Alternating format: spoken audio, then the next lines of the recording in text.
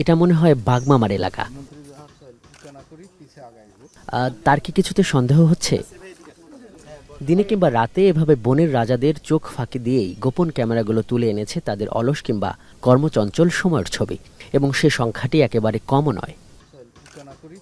2023 সালের জানুয়ারি মাস থেকে চলতি বছরের মার্চ পর্যন্ত এই গবেষক দল প্রায় 11 লাখ ছবি সংগ্রহ করেছে, যা এখন উচ্চতর গবেষণার জন্য যাচাই বাছাই হচ্ছে।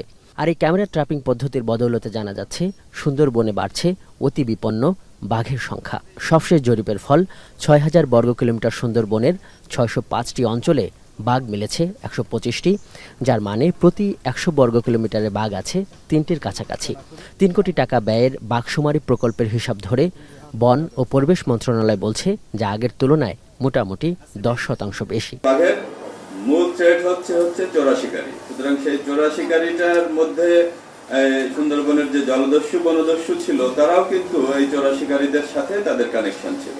সেই হিসেবে জানেন যে আজ থেকে 6 বছর আগে সুন্দরবনের থেকে আমাদের র্যাব, কোস্টগার্ড, ফরেস্ট ডিপার্টমেন্ট, নৌ পুলিশ সবার সম্মিলিত প্রচেষ্টায় 6 বছর আগে সুন্দরবনকে কিন্তু বনদস্যু জলদস্যু মুক্ত ঘোষণা করা হয়েছে। কিন্তু সুন্দরবনের সীমানায় সাবেক সরকারের আমলে প্রতিষ্ঠিত রামপাল কয়লা ভিত্তিক বিদ্যুৎ প্রকল্প, এ ব্যাপারে প্রশ্ন করলে পরিবেশ উপদেষ্টা বলেন, তারা রামপাল এবং নতুন প্রতিষ্ঠিত শিল্পগুলোর দূষণের প্রকৃত চিত্র প্রকাশ করতে চান। রামপালের যে এয়ার ডিসচার্জটা হচ্ছে, সেটা আসলে কমপ্লায়েন্ট কিনা, সত্যিকার অর্থে আইনের সীমার মধ্যে আছে কিনা, সেটা দেখবার জন্য আমরা একটা নিরপেক্ষ অ্যাসেসমেন্টের কাজ শুরু করেছি। এখানে সুন্দরবনে গজে ওঠা হোটেল, রিসোর্ট, অগ্নিকাণ্ড ও চোরা শিকারীদের নিয়েও জানতে চান সাংবাদিকরা। আমরা সুন্দরবনে পর্যটনটাকে কি করে একটা নিয়মের মধ্যে আনা যায় করে ফেলবো। এই যে ট্যুর অপারেটরদেরকে বলা, ওদের কাছ থেকে মতামতগুলো আনা, এগুলি আসুক।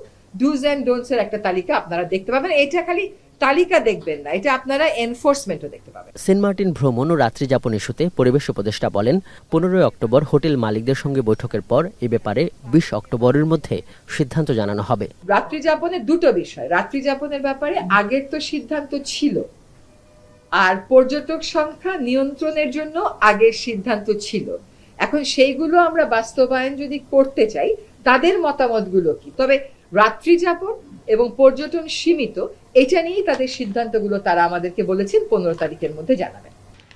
বাঘ শুমারি প্রকাশের অনুষ্ঠানে জানা যায়, সারা পৃথিবীতে বাঘের সংখ্যা 3840টি এবং আন্তর্জাতিক মান অনুসারে সুন্দরবনে বাঘের ঘনত্ব হওয়া উচিত 100 বর্গ কিলোমিটারে 4.5টি। এই হিসেবে সুন্দরবনে মোট বাঘ থাকা উচিত 270টি। পরিবেশ উপদেষ্টা আশাবাদী করতে চাইছেন, তারা নীতি, আইনসহ সামগ্রিক সংস্কারের উদ্যোগ নিয়ে পরিবেশ ও বৈচিত্র্য সংরক্ষণের সেই পথে আগাচ্ছেন।